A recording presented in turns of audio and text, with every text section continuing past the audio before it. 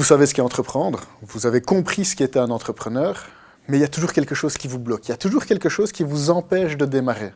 Alors il faudrait pouvoir mettre le doigt sur cet élément qui vous freine, vous bloque, vous empêche vraiment de déjà peut-être être entrepreneur ou de démarrer demain. Alors les raisons peuvent être multiples, vraiment multiples. Et l'objectif ici de cette capsule, c'est pas de définir cela. Pour ça, je vous invite vraiment à aller plus loin, à découvrir peut-être des programmes et des ateliers qui vont vous aider vraiment à concrétiser, à mettre les mots sur ce qui vous bloque et surtout à déterminer un plan d'action qui vous permettra de passer outre. Ce que je voulais juste vous dire quand même encore, c'est qu'il y a beaucoup d'images, d'idées reçues que l'on a sur l'entrepreneuriat. Je vais en parcourir quelques-unes, et vraiment la liste n'est pas du tout exhaustive. Il y en a certaines qui ne vous parleront pas, peut-être, d'autres qui vous parleront, peut-être que vous allez vous dire, mais il a oublié ça, ça, ça et ça.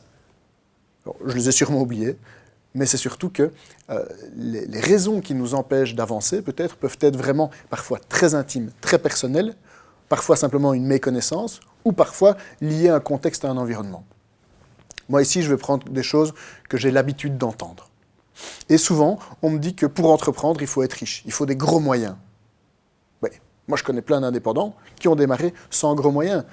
Reprenons l'exemple de ces entrepreneurs qui démarrent dans leur garage. Parce que vraiment, ils ont pris leur garage par choix. Ils se sont dit, tiens, pour travailler de manière confortable, je vais mettre devant l'établi avec les pneus hiver derrière et le gaz d'échappement de la voiture à chaque fois qu'on démarre. Pas convaincu. Donc, est-ce qu'il faut vraiment être riche pour démarrer ? Je pense qu'il faut des ressources. Mais ces ressources, ça peut être de l'argent comme d'autres choses. Alors, on me dit aussi parfois que pour être entrepreneur, pour créer une société, il faut être un ingénieur, ou en tout cas avoir des compétences techniques très fortes.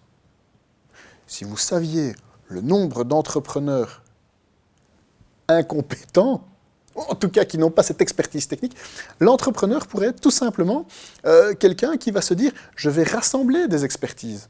Donc, est-ce que je dois vraiment avoir un background technique, un diplôme technique pour entreprendre ? Est-ce que je dois être aujourd'hui développeur web ou développeur d'application pour réussir une start-up ? Non. Quelles que soient les compétences que vous avez, sincèrement, on peut imaginer un projet autour. Et vous seriez vraiment surpris de tous les projets que des étudiants même, liés à leur cursus ou pas, parviennent à développer. Sans aucune expérience technique parfois, ou parfois avec des expériences techniques très pointues. Tout est possible.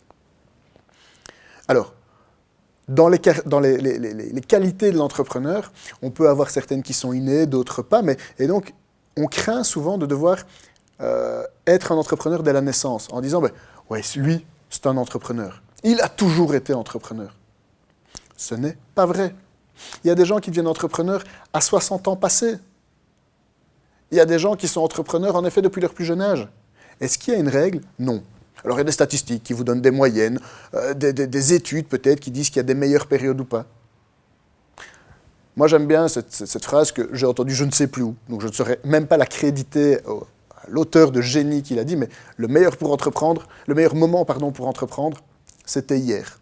Alors vous voyez que vraiment cette idée de réfléchir en termes de parcours entrepreneur en disant je dois avoir ça au fond de moi, ce n'est pas vrai. Les compétences, on peut les acquérir tout au long de sa vie, de sa carrière. On peut se former, Et donc, je peux développer ma personnalité d'entrepreneur sans pour autant avoir tout cela dès le départ. Et puis, je ne suis même pas obligé d'avoir ces fameux 10 compétences, 10 qualités d'entrepreneur. Si j'en ai déjà qu'une partie, je suis déjà un entrepreneur en puissance et c'est déjà suffisant. Donc, est-ce que je nais entrepreneur ? Je peux devenir entrepreneur. Alors, ce qu'on me dit aussi souvent, c'est entreprendre, c'est risqué. Ouais. Mais donnez-moi une activité, une seule, qui ne comporte aucun risque. Ah, je peux attendre longtemps, à mon avis. Une activité sans risque n'existe pas.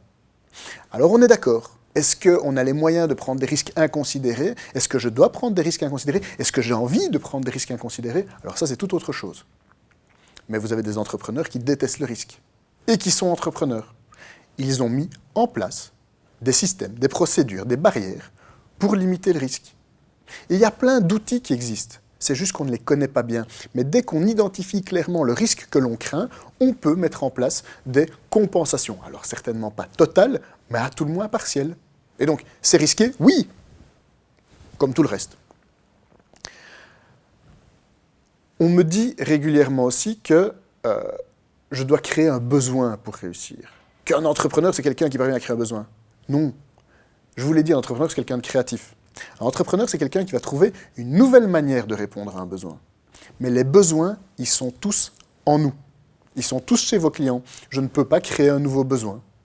Mais comme je vous le disais, je peux créer de nouvelles façons de répondre à ce besoin. Alors certains, que je vous ai dit qu'il fallait être optimiste, certains le sont parfois trop, en disant « mais moi je ne me lance pas, j'attends la bonne opportunité ». On va attendre longtemps. En fait, les opportunités, elles n'arrivent pas. Elles se créent littéralement, réellement. Et au plus vous allez avancer, au plus les opportunités vont apparaître. Pourquoi ? Parce que vous allez être attentif et vous allez pouvoir identifier les opportunités. L'opportunité ne viendra pas frapper à votre porte. À tout le moins, la bonne opportunité, encore moins. Et donc, clairement, à vous, de par votre curiosité, votre veille, votre esprit créatif, de définir ces opportunités, d'identifier ces opportunités et de pouvoir vous lancer à corps perdu dedans. Alors, on me dit beaucoup de choses, hein, mais on me dit aussi qu'il faut un ego, une confiance en soi colossale pour entreprendre. Moi, je ne suis pas convaincu de ça. J'ai plein d'excellents exemples. Alors, je ne peux pas les citer évidemment ici, parce que je n'ai pas le temps tout simplement, mais des entrepreneurs qui ont développé leur confiance en eux au fur et à mesure du développement de leur entreprise. Petite entreprise, entrepreneur plutôt timide. Grande entreprise, entrepreneur avec une confiance en lui beaucoup plus importante. Pourquoi ? Parce qu'il a acquis cette confiance en soi. Ne croyez pas qu'il y a uniquement les grandes gueules qui peuvent entreprendre. Il y a toute une série d'entrepreneurs, parfois qu'on connaît moins, qui ont moins les projecteurs braqués sur eux. Mais ce n'est pas grave, ça ne les empêche pas d'être d'excellents entrepreneurs. Et donc, est-ce que je dois avoir ces projecteurs sur moi ? Est-ce que je dois avoir cette lumière ? Est-ce que je dois me mettre en avant ? Non, je dois bien bosser. Ça, c'est fondamental par contre. Et donc, vous voyez que des images que l'on va avoir, il y en a plein.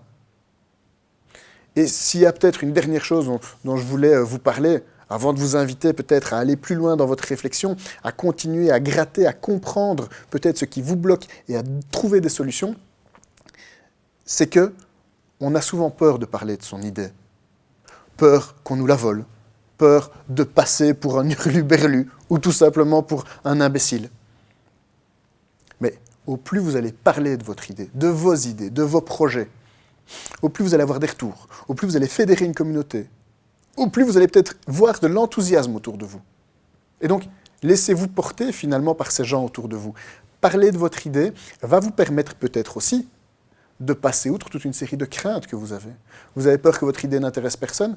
Comment le savoir si vous ne le dites pas, si vous n'en parlez pas ?